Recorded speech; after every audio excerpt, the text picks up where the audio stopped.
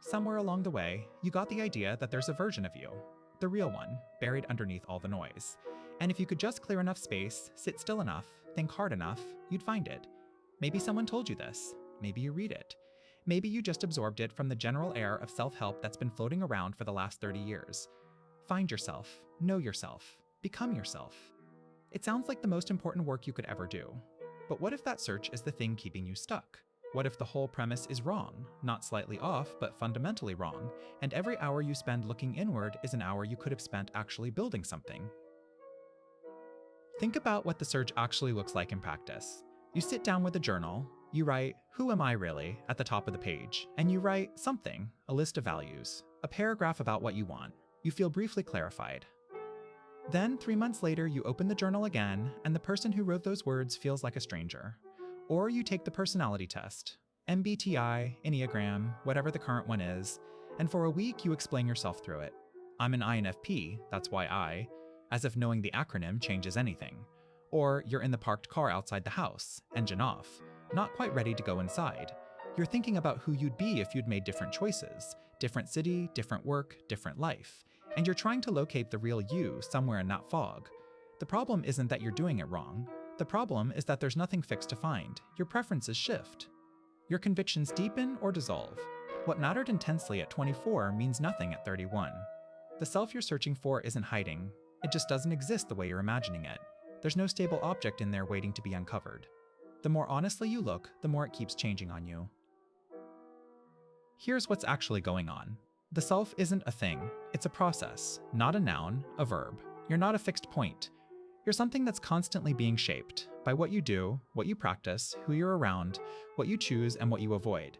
The you that exists right now is the accumulated weight of your actions and habits and attention, not some essence underneath all that I as the self. The doing is the being. This is uncomfortable because it means you can't just find yourself. You can only make yourself. And making something is harder than finding something. It requires commitment. It requires showing up when the clarity isn't there yet. But it's also the most honest thing anyone's told you about this. Every time you felt certain you'd found yourself, really found yourself, settled and sure, something happened. You changed jobs or relationships or cities. Your priorities shifted. And you were lost again, back at the journal, back in the parked car. That cycle doesn't end because you haven't searched deep enough. It ends when you stop treating the self as something to be discovered and start treating it as something to be built. Viktor Frankl spent 3 years in Nazi concentration camps. Not a place where you'd expect anyone to come out with optimism about human nature. But what he observed in himself and the people around him was that the ones who survived psychologically intact weren't the ones who turned inward. They were the ones who had something outside themselves to hold on to, a person waiting for them, a work they needed to finish, a reason that pulled them forward. Meaning isn't found by looking inward.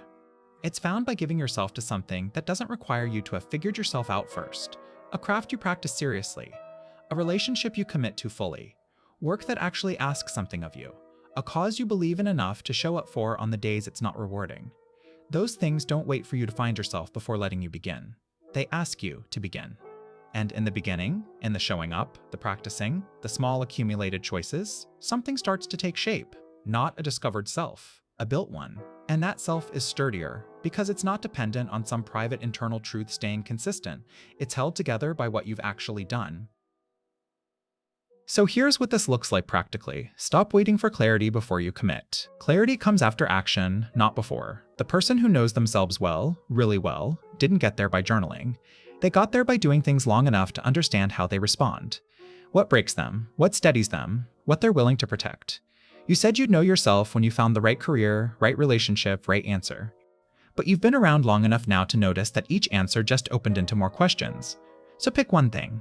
Not forever, not with complete certainty, just one thing that you can give real effort to right now.